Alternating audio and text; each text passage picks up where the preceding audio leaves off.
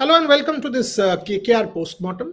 Finally, KKR is officially out after the rain washed out game in Bengaluru last night. Now, one might say that KKR was anyway hanging by the balance. The rain curtailed match in Calcutta, which gave KKR 1 point, kind of gave them a lifeline. Thereafter, they had some good results. But the last game in Kolkata against the Chennai Super Kings, when Mahendra Singh Dhoni hit that six of Andre Russell, that kind of sealed their fate. Yes, on paper, they still had a chance. They could have gotten to 15 points, and that could have given them a mathematical possibility. That's what it is, a mathematical possibility, nothing more than that. But now that they are on 14, today the match between Delhi and Mumbai will seal the fate, and it will close things out, right? So that's how KKR formally have gone out of this year's IPL. And that's what brings me to this postmortem. It has been a limp season. First things first, I've always believed that if there is failure, and in sport you will fail. It's not as if you will always win. KKR had a great season last year. This year it has not been a good season, and there's no harm, because in sport you will not win. There are 10 teams fighting for the trophy. 4 will make it to the playoffs and 6 won't. So it is not as if the world has come crashing down. First things first, it is important to accept that you weren't good enough. And that's the first and foremost thing as far as I'm concerned. You weren't good enough. If you start giving excuses, pitch, curator, or things didn't happen, that's absolutely not needed. Ultimately, you are responsible for your own actions. Your destiny was in your hands up to a certain point. Even the match against the Chennai Super Kings, for example, the match against Gujarat, for example, in Kolkata, pitch excellent. Absolutely excellent conditions in Kolkata in the last few games. Make no mistake. So there's no question that there is a reason for any kind of excuse. So first things first, KKR needs to accept that they weren't good enough. Only if they accept that they weren't good enough can they introspect. So acceptance leads to introspection, and introspection leads to redemption. That's the arc. Take Neeraj Chopra.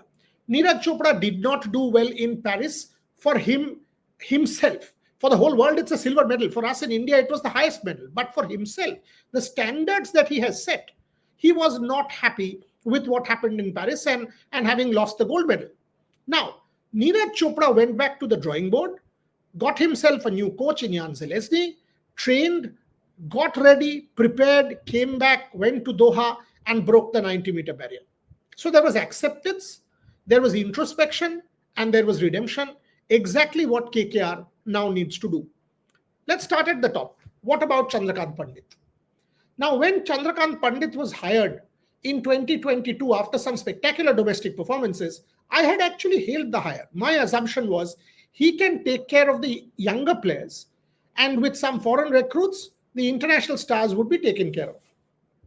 But given his record with MP, given his record with some other teams, Chandrakant Pandit, I felt, would have a solid impact on the younger players, the Indian players more, because ultimately it's the Indian Premier League and you want your Indian players to fire.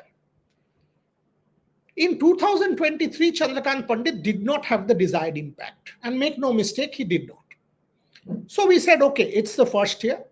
It's the first year and anyone will take a bit of time to acclimatize, adjust and all of that. In 2024, KKR went on to win the trophy. Now here comes the twist with Gautam Gambhir.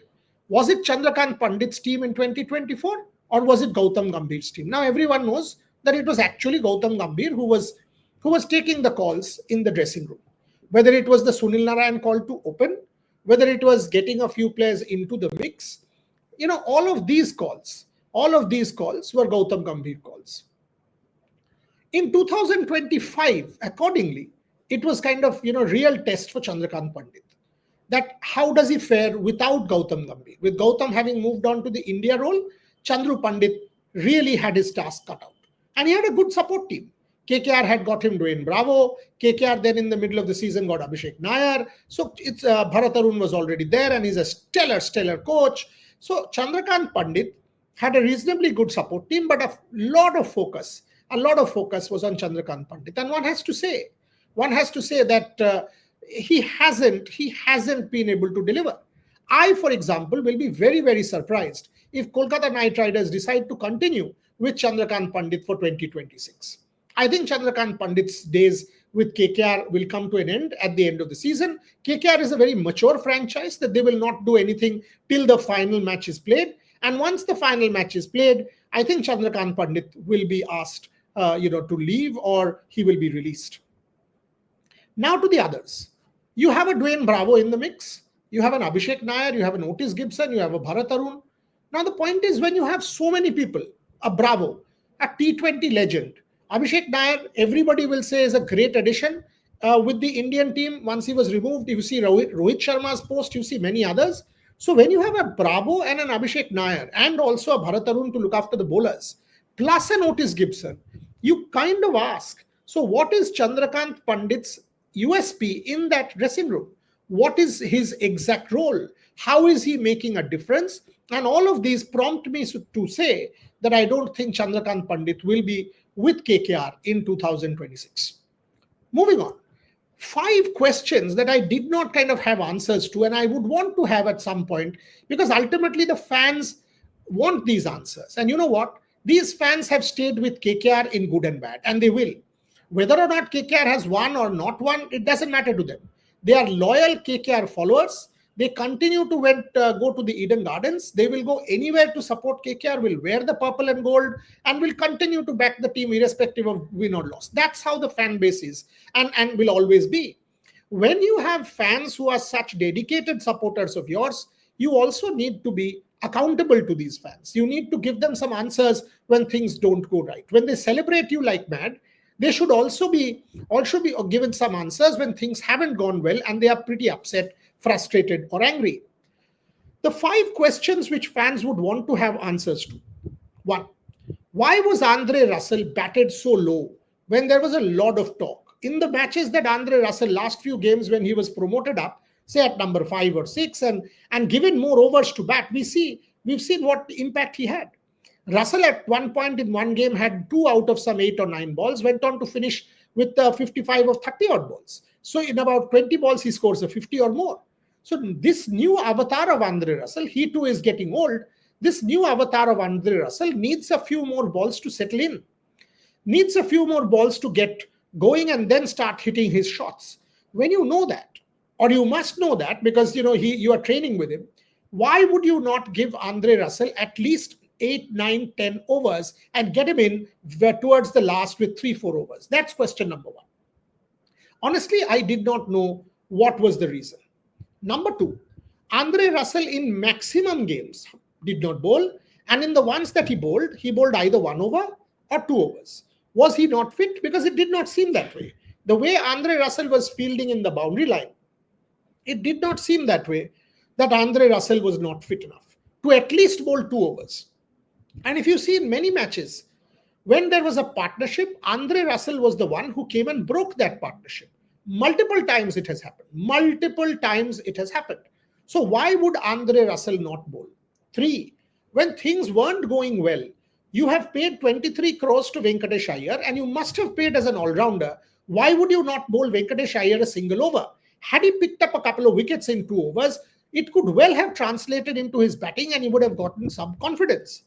4, why would you not try Venkatesh Iyer at the top of the order? In 2021 in Dubai, if you remember, the real transformation of KKR happened when Venkatesh Iyer had been promoted to the top of the order. When he's not firing, you've invested money. Clearly, the money has started to weigh on his mind, and his mind must have been cluttered. Why would you not give him an opportunity to go up to the top of the order and start tonking the balls? Try it out. You did not try it out right through the season. Finally, the middle order. The famed middle order, it was only in the last couple of games that Russell Rinku started to come good, that Russell Rinku Raman, the famed middle order, which I thought, and in fact, I'm on record saying that I thought KKR would be one of the top 4 teams and would make the playoffs, that famed middle order let the Kolkata Knight Riders down. And this also because at the start of the tournament, they were batting very low.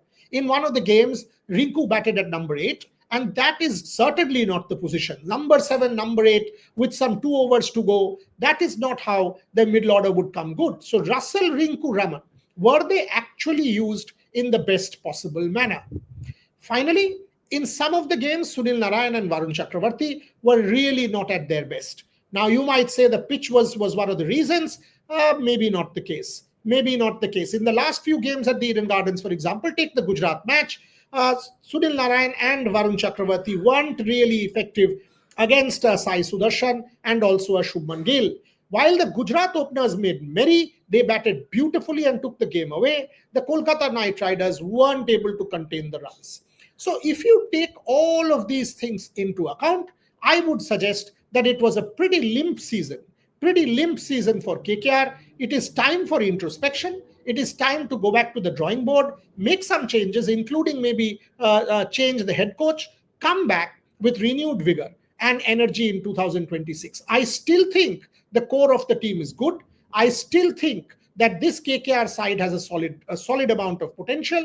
I still think that it's a 3-year thing, right? 3-year cycle. I do think that with a couple of minor tweaks, KKR has every chance of coming good in 2026. But for that, you have to accept that this was not the best season and you had certain things that you did not do best. Once you do that and go back to the drawing board, it can only get better and it'll be up and up. So that's my KKR postmortem. I hope you agree with me on some points, and if you don't, you are welcome to tell me where you think KKR could have done better and what, according to you, KKR needed to do to make things different in IPL 2025.